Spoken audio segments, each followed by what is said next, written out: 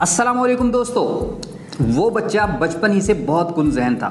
اس کے والدین کو اس کی اس کیفیت پر بہت تشویش تھی۔ اسکول میں دیر سے داخل کرایا کیونکہ وہ 7 برس کا ہو چکا تھا مگر صحیح طرح بول نہیں سکتا تھا۔ اسکول میں داخلے کے بعد اسے چیزیں یاد کرنے اور سمجھنے میں بہت مشقت پیش آتی تھی، یہاں تک کہ اساتذہ اسے سمجھا کر تنگ تھے، لہٰذا اسے اسکول سے فارغ کر دیا گیا۔ حقیقت تو یہ ہے کہ اسے پڑھنے لکھنے سے کوئی دلچسپی نہیں تھی۔ اسے موسیقی البتہ بہت پسند تھی اور وہ چاہتا تھا کہ بس اس کا لاڈلا وائلن ہر وقت اس کے پاس رہے اور وہ اس پر کلاسیکل میوزک بجاتا رہے۔ جیسے تیسے تعلیم حاصل کر کے ٹیچر کی جاب کی کوشش کی تو اس میں بھی ناکام رہا۔ عجیب کوڑ مغز انسان تھا، لیکن اسی کوڑ مغز اور غبی کو تاریخ نے انسانی تاریخ کے ذہین ترین افراد میں شامل کیا۔ ہو سکتا ہے آپ جان گئے ہوں، جی جناب، میں بات کر رہا ہوں البرٹ آئنسٹائن کی۔ آئنسٹائن کو دنیا کے ذہین ترین انسانوں میں شمار کیا جاتا ہے۔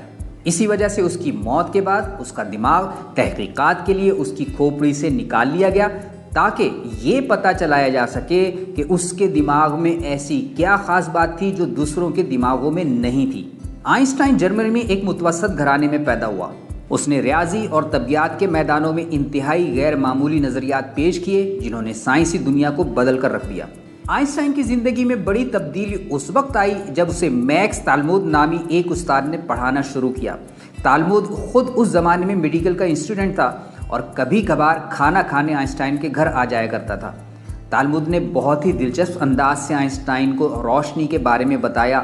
یوں آئنسٹائن کی تصور کاری بڑھ گئی اور یہیں سے آئنسٹائن کی ذہانت کا آغاز ہوتا ہے۔ دوستو، اس بات سے آپ کیا سمجھے؟ جی جناب، کسی بچے کو غبی یا ذہین بنانے میں استاد کا کردار بہت زیادہ ہوتا ہے۔ پھر کیا تھا، آئنسٹائن گرتا پڑھتا رہا یہاں تک کہ اس نے گریجویشن کر لی۔ اس نے پہلے استاد کی حیثیت سے پڑھانے کی کوشش کی مگر اسے مناسب نوکری نہ مل سکی تو مجبوراً پیٹنٹ آفس میں کلرک بھرتی ہو گیا۔ یہاں اسے زیادہ سوچ بچار کا وقت مل جاتا تھا۔ ہمارے ہاں بھی سرکاری دفتروں میں بہت وقت ہوتا ہے مگر یہاں ملازمین سوچ بچار میں نہیں، سونے میں وقت گزار دیتے ہیں۔ خیر، آئنسٹائن بہت غور و فکر کرنے والا تھا اور اسی عادت نے اسے اس قابل کر دیا کہ اس نے 1905 میں ایک ساتھ 4 مقالے پیش کر ڈالے۔ فوٹو الیکٹرکس، براؤنیئن موشن، مادے اور توانائی کے درمیان تعلق اور خاص کر نظریہ اضافیت۔ ان مقالوں نے فزکس اور فزکس والوں کو بدل کے رکھ دیا۔ اگر آپ نے میٹرک میں فزکس پڑھی ہے تو E=mc² کی تھیوری تو ضرور پڑھی ہوگی۔ یہ آئنسٹائن ہی کی دریافت ہے۔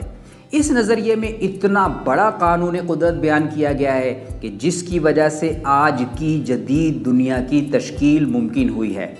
ان مقالوں کے بعد اسے دنیا کے مختلف ممالک میں پڑھانے کے لیے بلایا جاتا تھا، تاہم 1914 میں وہ اس امید پر کہ اسے کیزر ویلم انسٹیٹیوٹ فار فزکس کا ڈائریکٹر بنا دیا جائے گا، جرمنی واپس آ گیا۔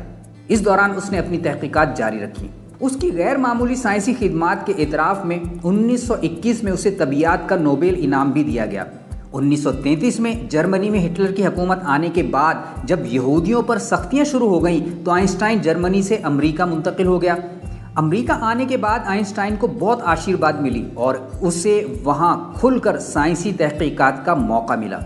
صرف 2 سال میں اسے امریکہ کی شہریت بھی دے دی گئی۔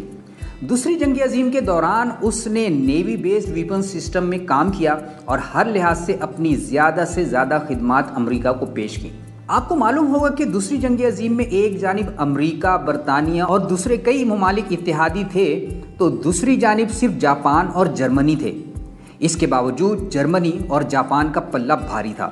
ایسے میں آئنسٹائن اور اس کے ساتھی لیو زیلرڈ نے اس وقت کے امریکی صدر فرینکلن روزویلٹ کو خط لکھا کہ ہمیں اس بات کا خطرہ ہے کہ نازی جرمن ایٹم بم بنا رہے ہیں، لہٰذا ہمیں کوشش کرنی چاہیے کہ جرمنوں سے پہلے امریکہ ایٹم بم بنا لے۔ چنانچہ یہ آئنسٹائن ہی تھا جس کی تحریک اور تعاون سے امریکہ کے لیے ایٹم بم بنانا ممکن ہوا اور اسے 1945 میں جاپانی شہروں ناگاساکی اور ہیروشیما پر پھینکا گیا۔ 1952 میں اسے اسرائیل کے صدر کا عہدہ پیش کیا گیا، لیکن اس نے یہ کہہ کر یہ پیشکش ٹھکرا دی کہ سیاست اس کا مزاج ہے اور نہ اس کو اس کا کچھ تجربہ ہے۔ آئنسٹائن کی دلچسپی کا موضوع روشنی تھی اور وہ تمام زندگی اس پر تحقیق کرتا رہا، یہاں تک کہ 76 برس کی عمر میں 18 اپریل 1955 کو پرنسٹن میں وہ اس دنیا سے رخصت ہوا۔ اس کی موت کا سبب پیٹ کا ایک عارضہ بنا۔ ابتدا میں یہ ذکر ہو چکا ہے کہ آئنسٹائن کے انتہائی ذہین ہونے کی وجہ سے اس کی آٹوپسی کے دوران اس کا دماغ اس کے لواحقین کی اجازت کے بغیر نکال لیا گیا۔ مقصد یہ تھا کہ اس کے دماغ کا سائنسی مطالعہ کر کے دماغ کے بارے میں کچھ نیا اور انوکھا جانا جا سکے۔ آج کل یہ دماغ پرنسٹن یونیورسٹی میڈیکل سینٹر میں محفوظ ہے۔